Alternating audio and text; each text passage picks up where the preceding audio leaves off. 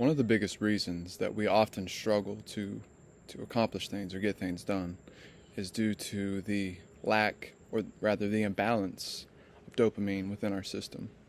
So the dopamine receptors are the things that we often receive from things like food, or it's some kind of stimulant like coffee, or something that gives us that external sense of reward. Even accomplishing something is a sense of dopamine that we get.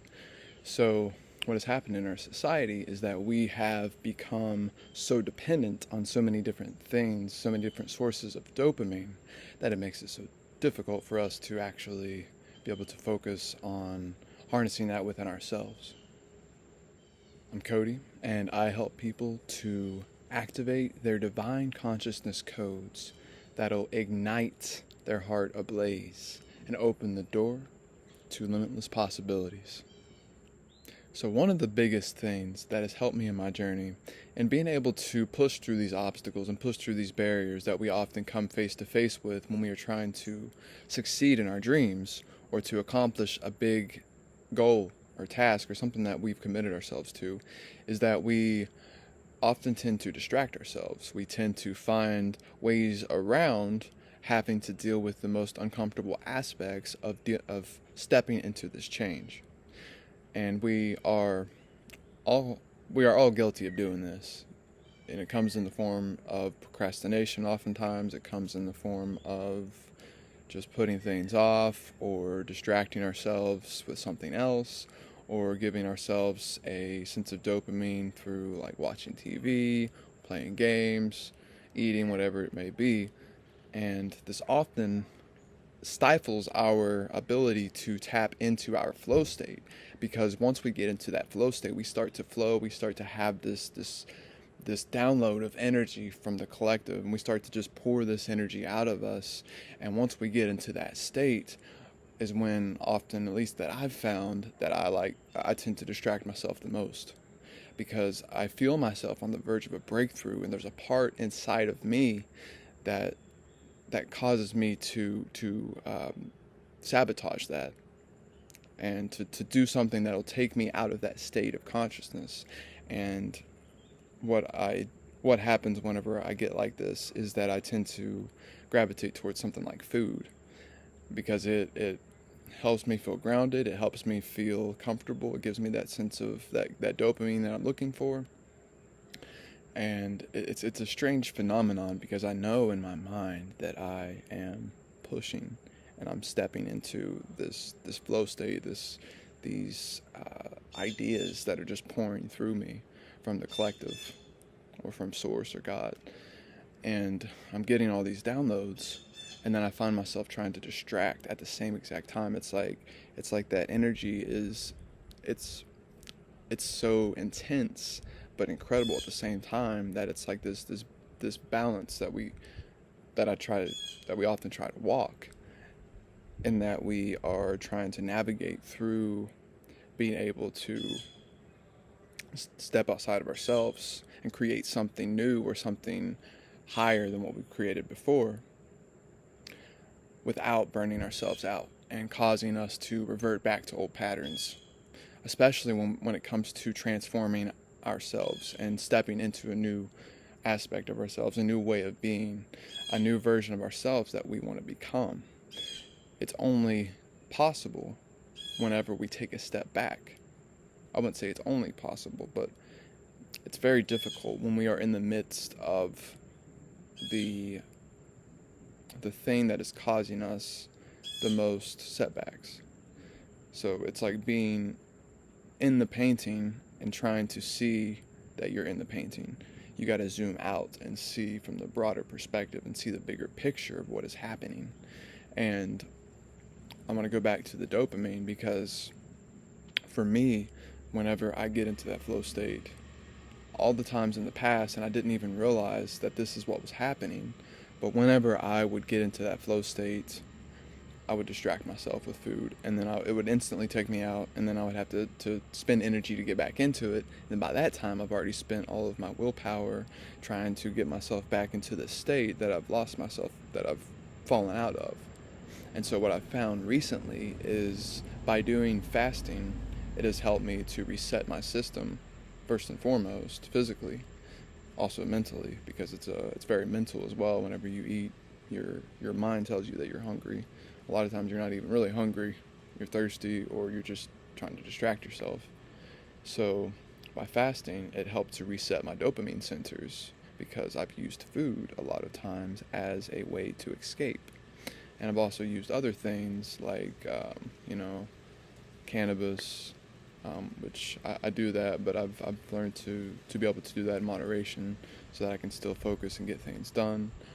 Kratom is one of the biggest things for me that was, and it felt like it was helping me, but in the end it was honestly just an inhibitor. And I quit using that about a week ago fully. I had weaned myself off over the past few months, and it would help me to almost get this temporary sense of like I'm in that flow state. But once I would get in it, I would once I get into that state and I focus for, say, maybe an hour. Occasionally I could carry it on beyond that, but normally I wouldn't be able to get more than an hour. And then by that point I've burnt myself out, and I've been kicked out of that state because it's creating an imbalance in my body, especially like my microbiome. It really messed with my gut biome, my stomach issues, and it caused me to have to eat something to balance it out, which would take me out of that flow state as well. So it was this repeating cycle that I continued, and until I knew in my mind that I was free from that, I didn't feel like I would be able to step into the version of myself that I wanted to be, simply because I realized that by using this, it was robbing me of my ability to harness my own internal energy. It was causing me to look for something else outside of myself for the answer. It was causing me to always have to feel like I don't have the answer or the energy or the resources within me to get the job done. And so I found myself, when I would get into hard situations, I would look for these external sources to be able to alleviate those symptoms, without realizing that I was running from the root cause of the issue altogether. Because deep down, what I really needed was to let go of all of those external sources and to truly feel into it, and to allow myself to harness the internal energy within me, to harness the ideas in that flow state that I was looking to manifest from an external source. But once you find it within you and you start to understand how to nurture that and how to build that and how to grow that, it's like it really truly is like a fire, like this burning ember within you.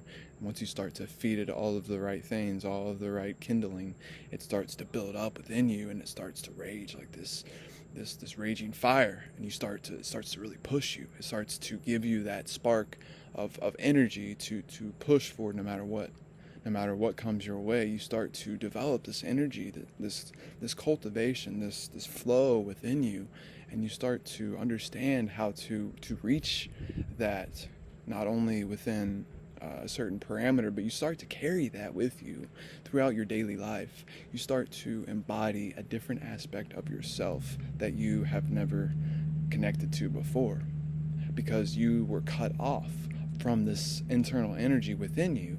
You were cut off because you were distracting yourself from the root of what was truly inhibiting you from that breakthrough that you were looking for. It's this balancing act that we must come to understand, because sometimes I do believe it is helpful to have an external source to help you to understand what it feels like, to give you a little boost sometimes. However, often what happens is that we become so dependent on those things that it fries our receptors, and we're not able to tap in the way that we naturally would be able to. The way that nature intended us to be, the way that we once were when we were connected to the trees, I mean, simply by going out and grounding yourself is giving you a flood of ions, of negative ions from the earth that'll charge your body like a battery. That'll literally alleviate chronic symptoms within your body. Autoimmune diseases can be healed in some cases if you use grounding properly. And there's actually a documentary that they've made about earthing. Maybe on YouTube, a free version of it. I believe it's on Gaia as well. Actually, no, I think I did watch one on YouTube.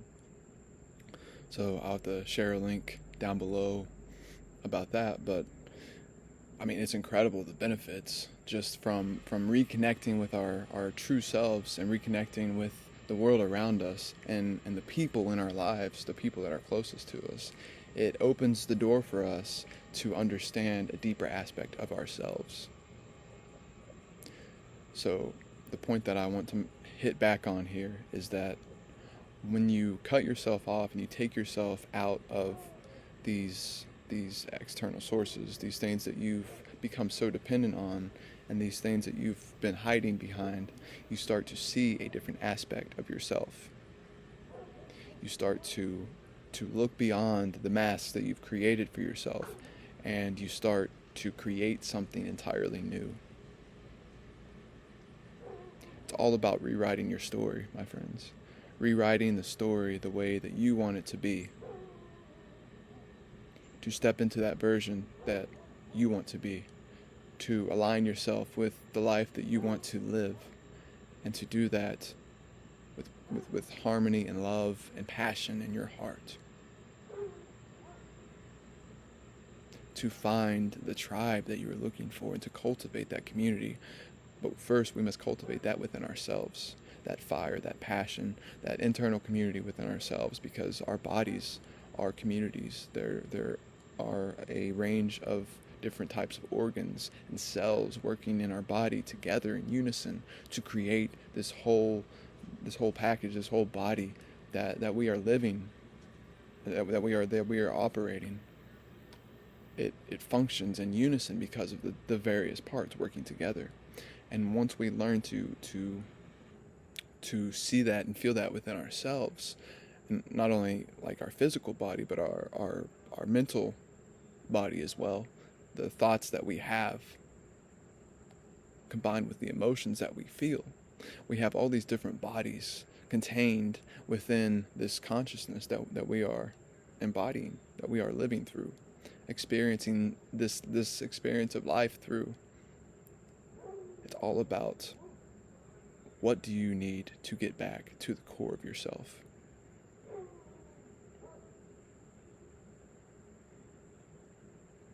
And sometimes we have to give up the things that we don't necessarily want to if we wish to live the best version of ourselves and to live our best lives. But we're all in this together, my friends. So whatever you do, don't ever give up. Keep pushing forward. Find that fire within you that'll push you, that'll drive you. What is it that truly inspires you and motivates you to want to push forward? To always remember that.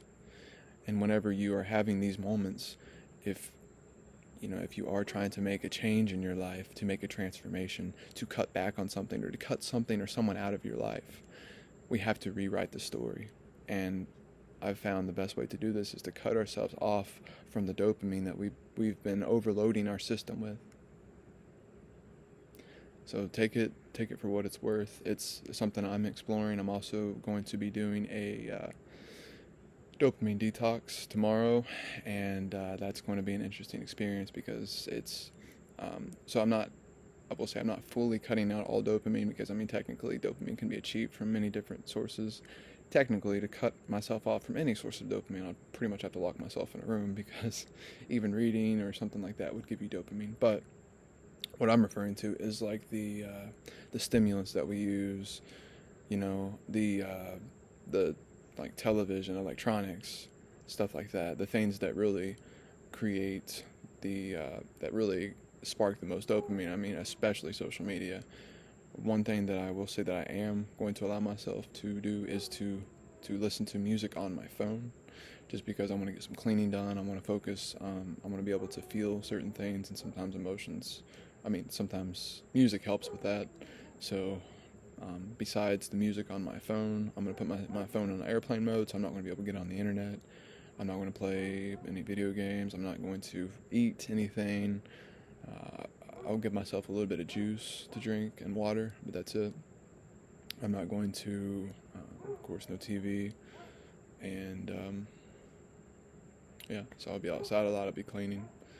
And I'll be just like coming back to myself to reflect, to feel, and to see what it has to teach me. So stay tuned for that.